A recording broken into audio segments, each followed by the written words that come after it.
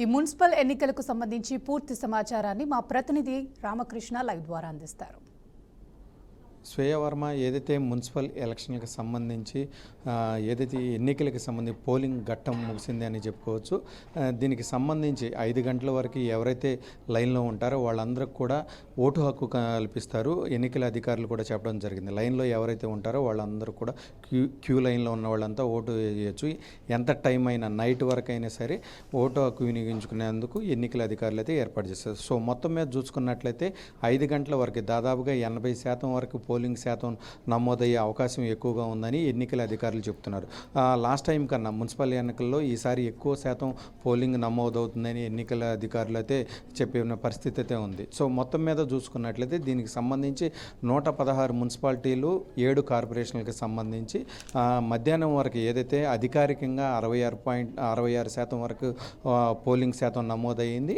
7 కార్పొరేషన్లకి సంబంధించి కూడా దాదాపుగా 53.94% పోలింగ్ శాతం నమోదైంది. మొత్తం మీద చూసుకున్నట్లయితే అది తక్కువ ఏదైతే నల్గొండ మున్సిపాలిటీలో నల్గొండ కార్పొరేషన్లో తక్కువ శాతం ఓటింగ్ నమోదైంది. ఏదైతే 3 తర్వాత ఎక్కువ శాతం నమోదయ్యే అవకాశం ఉంది. ఎందుకంటే నల్గొండ అనేది కాంగ్రెస్ కంచుకోట. దాదాపుగా సూర్యాపేట, ఉమ్మడి నల్గొండ జిల్లాలో సూర్యాపేట తప్ప మిగతా అన్ని చోట్ల కాంగ్రెస్ పార్టీ క్లీన్ స్వీప్ చేసిన పరిస్థితి. సో ఈ మున్సిపల్ ఎలక్షన్లో మాత్రం తక్కువ శాతం నమోదయ్యని చెప్పుకోవచ్చు.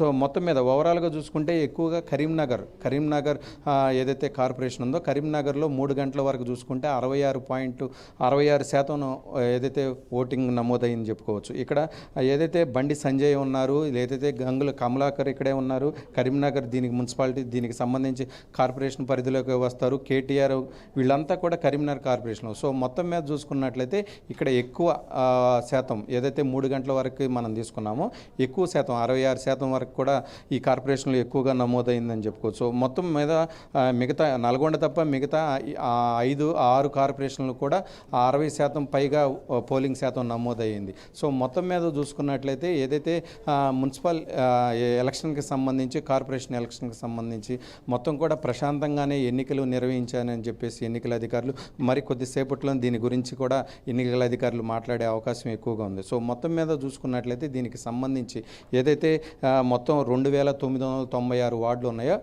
దానికి సంబంధించి కూడా పోలింగ్ శాతం ఈసారి మాత్రం పెరిగే అవకాశం ఎక్కువగా ఉందని రేపు దీనికి సంబంధించి 13వ తారీఖు అయితే ఈరోజు జరిగినటువంటి పోలింగ్కి సంబంధించి రిజల్ట్ ఉంటుంది. ఉదయం 8 గంటలకి ఉంటుంది.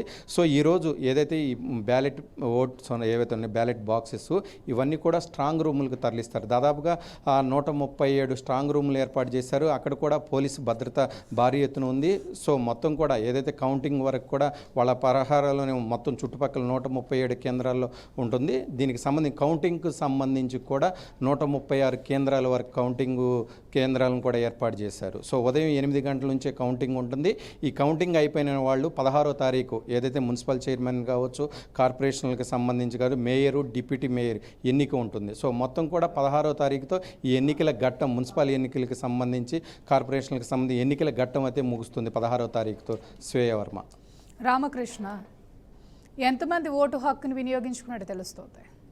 సో మొత్తం మీద చూసుకున్నట్లయితే ఇప్పటి వరకు ఏదైతే అధికారికంగా రాకపోయినా కానీ దాదాపుగా 80% వరకు ఓటింగ్ పోలయ్యే అవకాశం ఎక్కువగా ఉందని చెప్పేసి ఎన్నికల అధికారులు చెప్పడం జరిగింది. కొద్దిసేపట్లో దీనికి సంబంధించి క్లియర్గా ఒక డేటా అయితే అధికారికంగా వెలువడే అవకాశం ఉంది.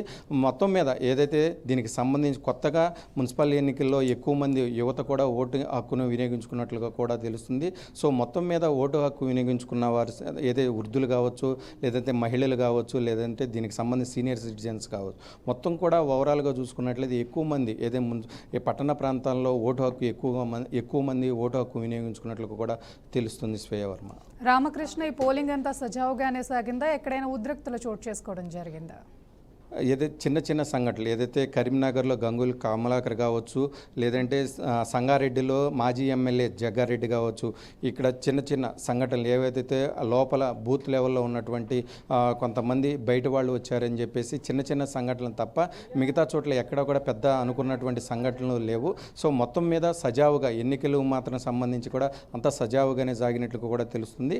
సో మొత్తం మీద ఏదైతే దీనికి సంబంధించి 116 మున్సిపాలిటీలకు సంబంధించి 7 కార్పొరేషన్లకు సంబంధించి కూడా వెబ్కాస్టింగ్ జరుగుతుంది, వీడియో రికార్డ్ చేస్తున్నారు. దాన్ని మొత్తాన్ని కూడా ఎప్పటికప్పుడు ఇక్కడ ఏదైతే దీనికి సంబంధించి రూమ్లు ఏర్పాటు చేశారు, దీని స్ట్రాంగ్ రూమ్లు ఏర్పాటు చేసి అక్కడి నుంచే మొత్తం కూడా పర్యవేక్షిస్తున్నారు. ఎన్నికల అధికారులు ఉన్నారు, స్వయంగా ఏదైతే రాణి కుమ్మేదిని కూడా అక్కడే కూర్చుని వీటన్నిటికీ ఎన్నికలు సజావుగా జరిగేందుకు కూడా రాష్ట్ర ప్రభుత్వం చాలా సీరియస్గా తీసుకుంది. ఎవరికి కూడా అన్యాయం జరగకుండా అందరూ ఓటు హక్కును వినియోగించుకోవాలని చెప్పేసి ఎన్నికల అధికారులు చెప్తున్నారు. సో దానిలో భాగంగానే ఎన్నికలన్నీ కూడా ఎన్నికలుగా మొత్తం కూడా సజావుగా సాగినట్టు కూడా తెలుస్తుంది. శ్వేయవర్మ.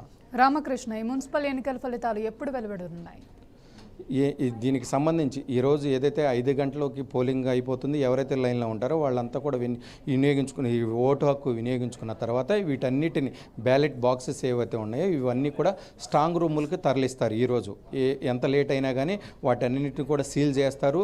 ఏదైతే దానికి సంబంధించి ఏజెంట్లు ఉంటారో ఏజెంట్ల ఆధ్వర్యంలో దీనికి సంబంధించి కూడా సీల్ చేస్తారు. ఆ సీల్ చేసినటువంటి ఏవైతే 116 మున్సిపాలిటీలు 7 కార్పొరేషన్లకు సంబంధించి కూడా 137 స్ట్రాంగ్ రూముల వరకు ఏర్పాటు చేశారు. ఆ స్ట్రాంగ్ రూములకు తరలిస్తారు. తరలించిన తర్వాత 13వ తారీఖు ఉదయం 8 గంటలకు కౌంటింగ్ స్టార్ట్ అవుతుంది. కౌంటింగ్ ఏజెంట్లను కూడా ఈలోపు ఏదైతే ఈ 2 రోజుల గ్యాప్ ఉంది, ఈ 2 రోజుల గ్యాప్ లోపు దీని ఏజెంట్లు అంతా లిస్టు కూడా అధికారులకు ఇవ్వాల్సి ఉంటుంది. వాళ్ళందరూ ఆధ్వర్యంలో 13వ తారీఖు 8 గంటలకు కౌంటింగ్ ఏదైతే ఈ 116 మున్సిపాలిటీలు 7 కార్పొరేషన్లకు సంబంధించి కూడా కౌంటింగ్ ఉండే అవకాశం ఎక్కువగా ఉంది. ఎంతమంది బరిలో ఉన్నట్టు తెలుస్తోంది రామకృష్ణ? ఎన్ని స్థానాలు ఉన్నాయి అసలు? మొత్తం మీద చూసుకున్నట్లయితే దీనికి సంబంధించి ఏదైతే 7 కార్పొరేషన్లకు సంబంధించి 414 వార్డులు ఉన్నాయి. ఏదైతే 116 మున్సిపాలిటీలకి సంబంధించి 2582 మంది దీని వార్డులు ఉన్నాయి. సో మొత్తం మీద 12,000కు పైగా దీనిలో పోటీదారులు ఉన్నారు. సో మొత్తం మీద వీళ్ళ భవిష్యత్తు ఏదైతే 13వ తారీఖు తెలిసే అవకాశం ఉంది. శ్వేయవర్మ. Thank you Ramakrishna, thanks for the update.